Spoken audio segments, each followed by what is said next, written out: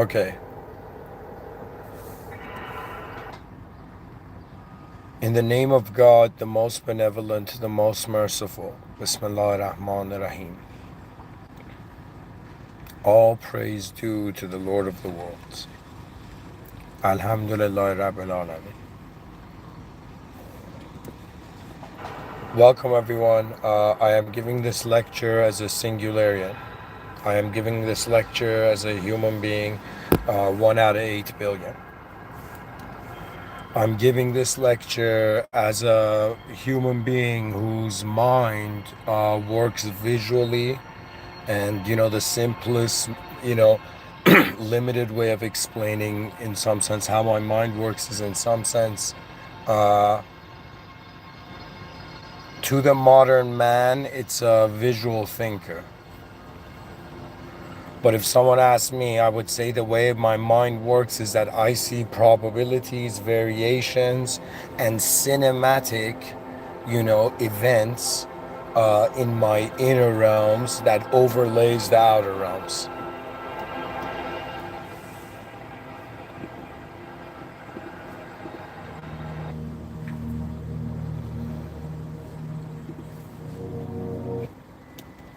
So you can say I'm a person who, even when I'm speaking right now, or if I hear people speak, the sounds become images for me. The words become images. But that's not the only way. That's just the main way it happens because it's faster. It's as if you're thinking like a filmmaker. Rather than you're kind of being like, okay, I gotta visualize the language and then wonder about when I'm visualizing. That takes time.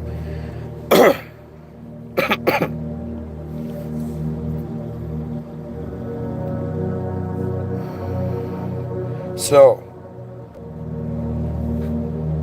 at first I wanted to make the title "The Vastness of the World We're In," right? But then I thought the divine presence of anything at all, like the fact that there is anything at all here, right?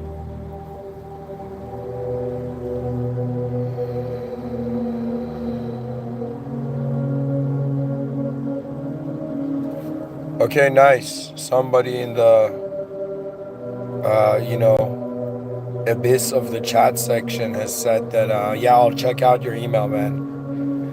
Send it to Mr.Withinsgift@gmail.com. And just trust me, there's gonna be an evening where I'm gonna just like light a candle on my balcony and just sit down and read that email and zoom in and give you a proper answer. But right now, as the world turns, so does my attention towards this talk. And because the main thing is, I'm saying it's like the divine presence of anything at all, the majesty of anything in emptiness, right? And so this is why, in quotations, I've said rejected emptiness. What does that mean? That means there is something that realizes if it notices emptiness, it cannot be empty because it is in the room. So there is no such thing as emptiness if you find it. You see? You cannot find emptiness. Because what are you finding? What are you looking for?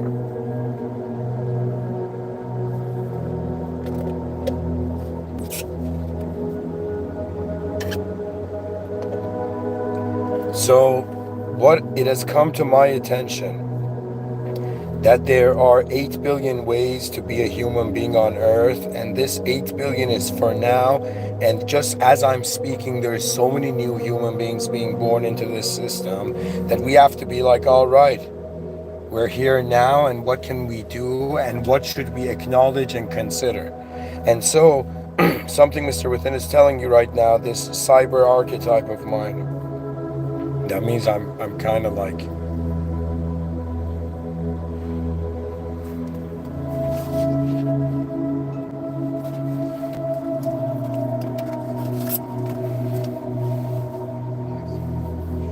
who was it? Some poet had said, give a man a mask and he will shout the truth. I'm like, holy shit. It's like all I got is, no, I'm kidding. I realized this quote after I started everything. But anyways, dear folks, what I'm trying to say is there's 8 billion human beings, and human beings, how do they express themselves? What are the expression outlets? Right? So pretty much, let's do an analysis of the human position. Let's do an analysis of how the human being can see where it is and what it can do. And I'm one person reporting back to, the species, pretty much. And if somebody says, Mr. Within, are you a professional speaker? I would say, I don't know. I've spoken on stage maybe once. Not maybe once, like once. But deep down in my heart, I realize the type of person I am is as if someone who's seen there's work to do and is just focusing on the work at least. Now the interesting thing is that I do not feel alone because there is the divine presence. And so the concept and the modalities of the created and the creator I'll speak about through this. But anyways, so let's start with an analysis of the human being. And by the way, if you're someone who's listened to the whole talk, it'd be very interesting for me to at least have you write a comment of like, okay, what happened when you heard it? Like, did something happen? Did you understand something? Like, what's happening as these sounds are, marching into the void?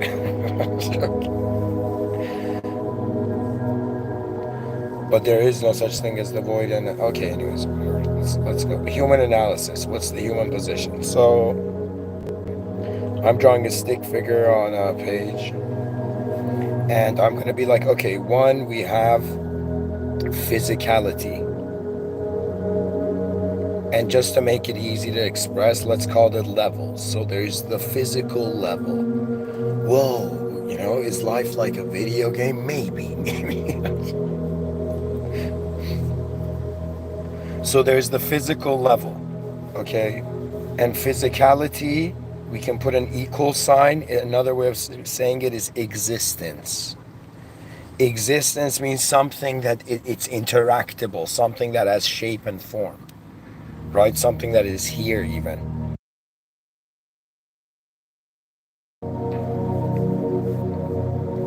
Okay, so the human being, it's in existence. The body exists. Body equals existence. And then the human being has, in some sense, a mind. The level of mind, for now, we say experience. So it's not that you're just an existing thing. You're an existing thing that is experiencing itself and can, to some degree, direct itself. But if it directs itself in this planet for a while, it will soon realize there's an administrative system going on here. And so the notion of the divine is the suggestion that what is intelligence? It is organized management. Efficient, organized management. And so what is the greatest efficiency here, right? So we have, in some sense, we have the body, and then we have the mind, which is the domain of experience. And then we have, and especially if you've lived long enough, you'll notice that before, like if we say your mind is where thoughts come from, there's a moment before you decide. Like imagine that moment in that show, Who Wants to Be a Millionaire, and the guy has to decide out of the four, right? And that moment where he's like, oh my God, I could see this being the answer, I could see that being the answer, right? So his mind is seeing four probabilities and doesn't know which to decide. And in that moment, that part of his consciousness that is watching the four thoughts he can have, four pathways of thought he has, is the soul. Because it's not a thought, it's what's deciding which thought is acted upon.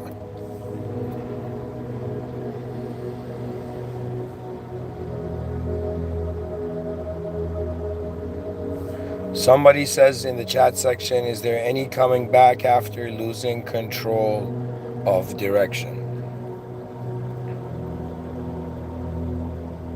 I mean, if you ask that question from someone who's driving in a highway, they're like, excuse me. It's like the moment we're just 1 second, like loss of one, even 0.1% loss of control, there should be an intense panic to instantly bring back to the norm. Like you got to treat yourself like you're piloting yourself. But in reality, the plane of existence is not piloted by man. That's the point I'm trying to make.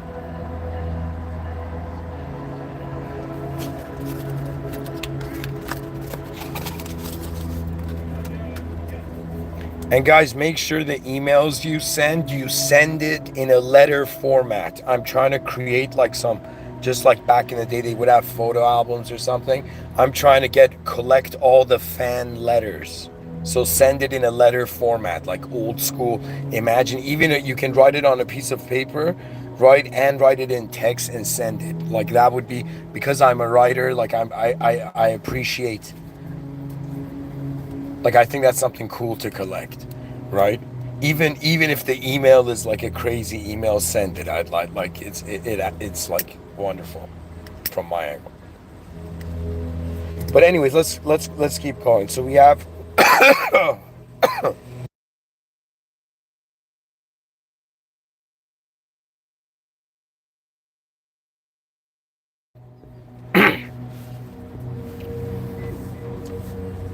we have an existential level, which is the body. We have an experiential level, which is the mind. And we have an unknown witnessing level, which cannot be the body and mind because it is watching them, because it can decide prior to what the mind projects. Just the fact that we can notice a mind means we're not the mind.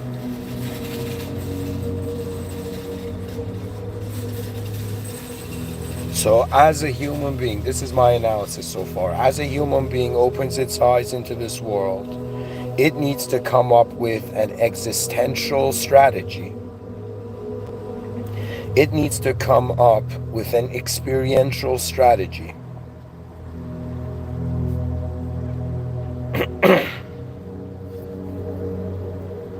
And the strategy, if I remember correctly from Latin, it comes from the word like leading an army. So you have to treat your mind as if what is leading it, right? It's as if the body, like a child, panic, I don't know what to do. And the mind's like, okay, don't worry, I got this. And then the mind came to do something. And the mind's like, oh my God, I don't know what to do. And then the soul was there. And the soul was like, all that the soul can say to its mind and body is, in some sense, like, go to the source. The original, beyond the forms and words of the world. Or in the world, or worldly forms.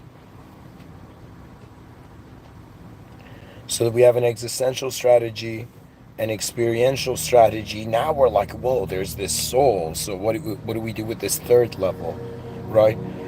And as someone who lived as just purely mind and body, I realized the situation is very different, because if you don't acknowledge the context of it, you can't understand if you don't correctly acknowledge the context, the concept kind of doesn't have meaning, right? So it's about the correct acknowledgement of how to look at the value of that which is existing, right? So we're 8 billion human beings on a planet, and a way of phrasing that would be 8 billion organisms. Like we have one parallel view, that it's like, let's say, the view of evolution. We're 8 billion organisms, gradual evolution, and in some sense, like,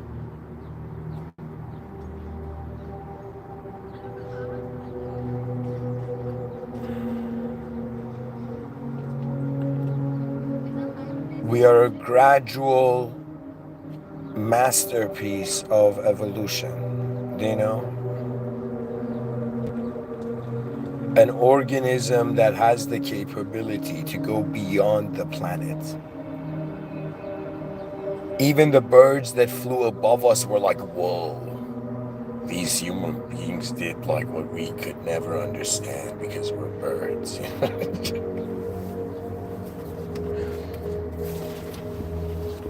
The greatness of the human species,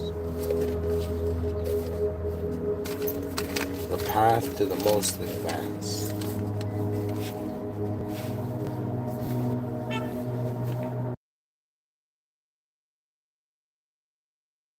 And the most advanced is God, the system admin. And then once you acknowledge the system admin and you realize that context I was talking about is actually the attention of the human being psychologically and even physically speaking, right? So the notion is, it's like, okay, this human being, like, think if the being a human being was like a video game, the human being enters this world, it considers the context of it empty, but emptiness doesn't mean anything, so it's like no value has been added, right? So the human being wonders about the other polarity, the other side, and so they wonder about, okay, what if there was an intelligence here, and what if the causal intelligence of the effect that we're being.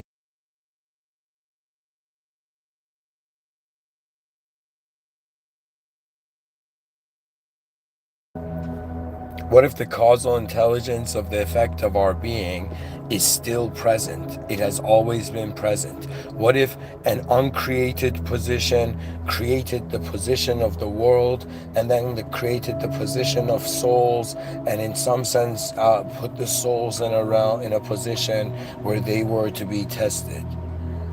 For in certain religious books it is mentioned, in the holy book it is mentioned,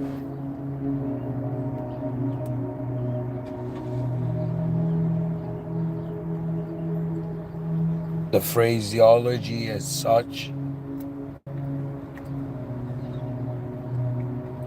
that even if man did no sins, civilization would be wiped out, so man would do sins just to ask God for forgiveness, just for there to be a reason for it to, in some sense, realize there is something more to notice. If an ant was on a table in a library with a bunch of human beings giggling at how the ant was there, right? Having no clue what was going on beyond it, right? So similarly, it's like this. It's the majesty of that which is mightier than us, the system admin. It is mightier than the moderator's formally claims of power. You see, there is a truth that is beyond the form. It's as if like, yo, how can I be pure in a world of infinite shapely attachment? And it's as if you have to care for that which was beyond the world, the majesty of the presence of the original power of the realm. God Almighty, the one and only. I say this as a singularian. That means if there was like, as if there was the, if a meteor was about to hit Earth, I would be as if like, okay, I would raise my hands in the sky and I would pray for the forgiveness of everything that was the greatest efforts of the human species. I would ask for, in some sense, forgiveness, because it's no longer just we're in an empty world on a planet, and the purpose of human being is just to go and become an interstellar, like go on discover other planets. The scenario is way more complex because there is an advanced authority. There is a living origin. It's like there is a power here. There's an administrative, like, if you're some human being that you've ever felt like somehow somebody's gotten lucky or some situation resolved itself in a way you couldn't understand, you got to witness an uncreated decree that moved the created. It's remarkable. Like, the world is so much more than just shape, and we've been limited to it by those who fear to wonder about what else.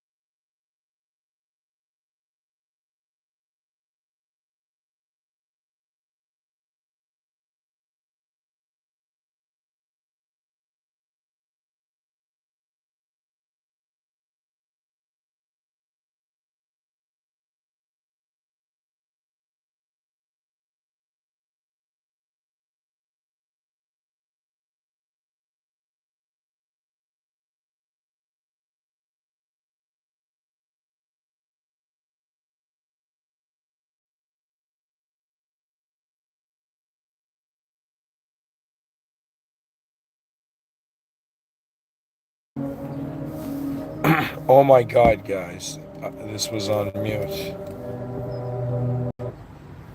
and the poetry was leveling up. Okay, guys, how long was it on mute? Oh my God, praise to God.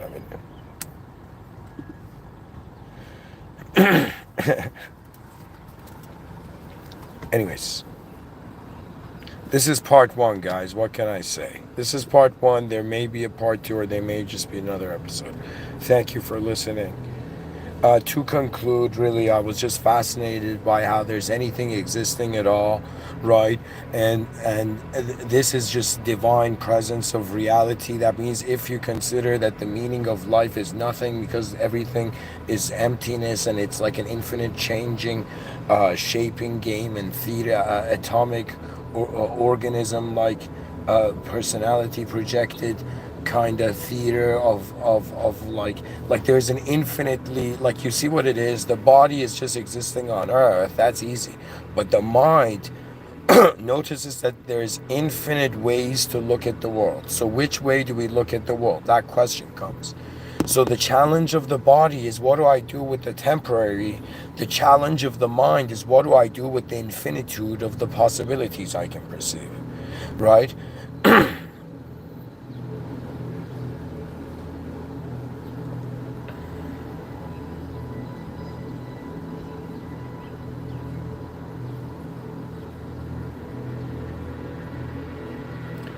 So when the body can't solve the whole situation, when the mind can't solve it, and when the soul doesn't know what it can, but it knows that there is an administrative system, so it's wondering about how the system will administer it.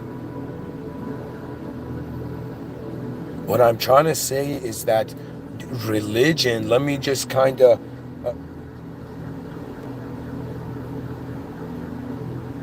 just check this out.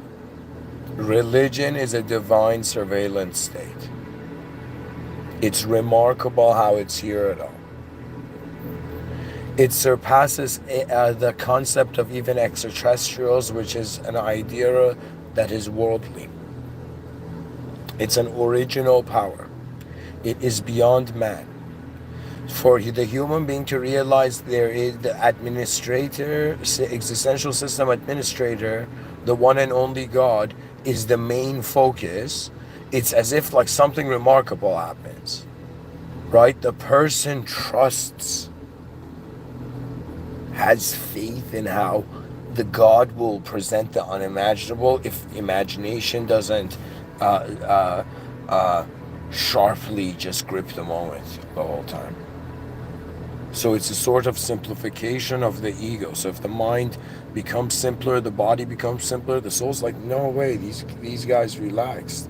These levels calm down. So now I am pure soul. But what do I do as a pure soul? You wonder about your origin, but you realize the soul is the secret of God. So what happens when the soul reverse engineers itself towards truth? It comes to a position where it's like a force field, where it's like, it's an unauthorized zone because it only God knows. So it's remarkable. It's as if even if we try to reverse engineer to the original, it's like, what I'm trying to tell you is that God is beyond the world. Our attention is to the greatness of beyond this world.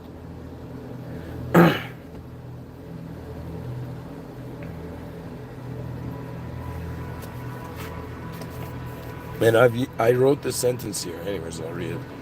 Initiating an advanced global network in the name of the system administrator, when the veil between the divine surveillance state and the future potential, let's say technological surveillance state,